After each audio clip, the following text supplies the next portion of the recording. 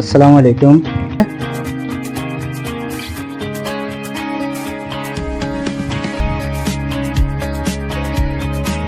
পেঁয়াজ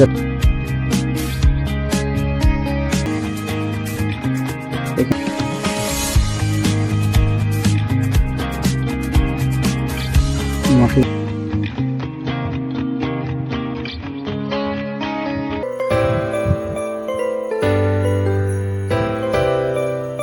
তারপর দিয়ে দিচ্ছি মরিচের গুঁড়ো,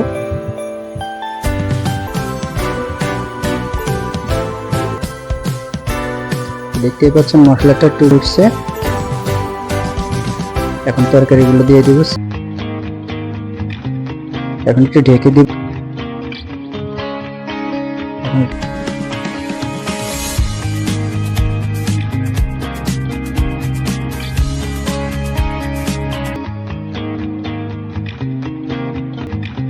ঢাকনাটা সরাই বললাম, আগেই দেখছিলেন আপনারা ভিডিওর শুরুতে।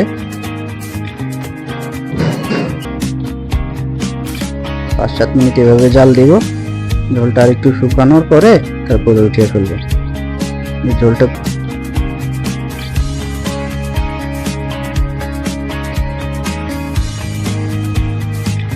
ঢেলে মিশিয়ে একটা পাত্রে এখন পরিবেশন করব। আর খাচ্ছে হলো দোকানে, আমি যেখানে কাজ করি এখানে বাসার সবার কাছেই নতুন সবজি ভালো লাগে।